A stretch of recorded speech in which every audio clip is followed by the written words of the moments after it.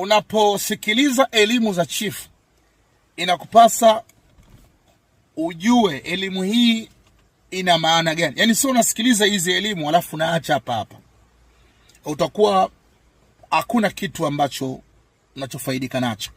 Ili ufaidike kwenye maisha haya, sikiliza hizi elimu alafu zifanyie kazi. Sikulazimishwa uje kwangu, nenda kwa mtu yoyote mganga unomwamini, lakini imani yako ujue kweli huyu anaweza kunisaidia.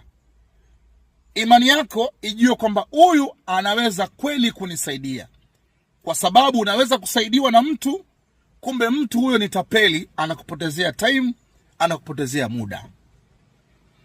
Elimu za mafanikio, elimu za mtu kuwa tajiri ni elimu za ziada sana, kwa sababu kuongea ni kipaji na kufanya kazi ya mtu akifanikiwa ni kipaji. Usione mtu anaongea hivi hivi tu, anaongea kwa sababu nina elimu na iko kitu ninachokizungumza. Naongea kwa sababu nina elimu, kama sina elimu hivi vitu siwezi kuja kuropoka hapa kuongea. Kwa hiyo wewe kama unahitaji mafanikio ya kweli, unahitaji kupata mali, utajiri, kuendelea mali ulipo, umefungua biashara yako imekufa, ukifanya hiki kinakufa, ukifanya hiki hakiendi,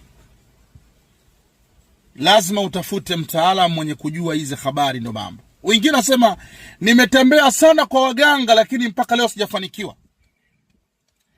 Wewe haujakutana na mafundi, haujakutana na machifu wanaojua hizi habari.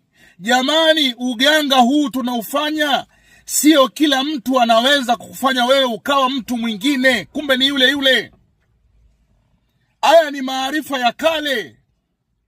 Maarifa haya ni mapana sana. Aya, sasa sikiliza. Unahitaji kufanikiwa kwa kutumia ndagu. Hii ndagu imegawanyika mara 7. Utajiri wa ndagu umegawanyika mara 7. Kuna ndagu ya kuku, ndagu ya punje, kuna ndagu ya jini ya kiumbe ya mzimu, kuna ndagu ya chungu, kuna ndagu ya kiumbe mkubwa ambaye utaishi naye ndani. Ndagu ziko nyingi sana. Kwa hiyo yategemea wewe unahitaji ndagu gani ili iweze kukutadirisha kuwa tajiri. Kuna pete ya jini, kuna pete ya mzimu, kuna pete ya maagano yenye nguvu ili kukufanya wewe kuwa mtu mwingine.